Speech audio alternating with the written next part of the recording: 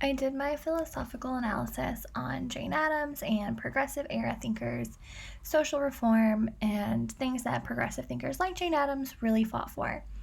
My thesis statement was that equitable education and social reform and social ethics really lead to the betterment of society over time, and they have positive impacts. Jane Addams was working during the late 18th, early 19th century, and one of her biggest accomplishments was opening Hull House, which was a settlement house in Chicago where she and her friends worked to educate the disadvantaged people in the new urban society. So Addams' main goal was to do two things, and that was provide jobs for women who were college educated and to educate immigrants and their families. And at first, like the progressive thinkers, she realized that, there was divisiveness occurring in communities, and it wasn't going to move society forward to be so divisive. So she and her friends started Hull House and decided we're going to educate these families. And while educating them, she said, I started learning more from them than they were learning from me. And I think that's really powerful and something that we as educators see all the time today. We learn from our students all the time. In addition to that, when she was sitting on the Chicago School Board, Addams really fought for the inclusion of immigrants and their families in public schools.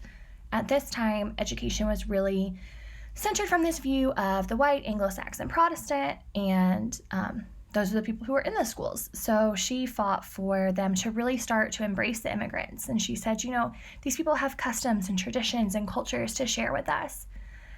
Even though this happened in the 19th century, the early 19th century, this is something we see in education now. I personally teach in Okinawa, Japan, and, I'm in a host country, and I see all the wonderful things that are here and the traditions of the local people and their culture, and it's amazing, but you have to respect it and learn from it. And Addams saw this and wanted that for the society she was living in too. She thought students need to learn more than just their own world to be able to truly be successful in the future. And she was right, because that's what we see now. We teach students to be global citizens. Another big thing she believed in was early childhood education. And she said, children are being forced to go into the labor unions and into the labor force way too early, and they're missing these developmental milestones that are huge for them and huge for education. And kids need opportunities to play and grow and develop. And this is something we still see in education today. And thankfully, our children aren't going into labor workforce in America, but it does happen in other countries. The idea of equitable education and socialized education is really what Addams created and what her philosophy was. And it was that no matter your background and no matter where you came from and no matter how much money you had and no matter if you had a disability or not, you were worthy of the same education as everyone else. And that just really, really speaks to me as a special educator, and also as a Christian. I'm always worthy of my Father's love. It doesn't matter who I am, what I did, what I'm wearing, who my parents are. None of this matters. I'm worthy of His love, and I'm worthy of His knowledge and what He shares with me through His word. And as a teacher, all my students are worthy of that. And all students, no matter if they're mine or someone else's, are worthy of that. So I encourage educators moving forward to think about Addams and the progressive philosophy that, we're better together.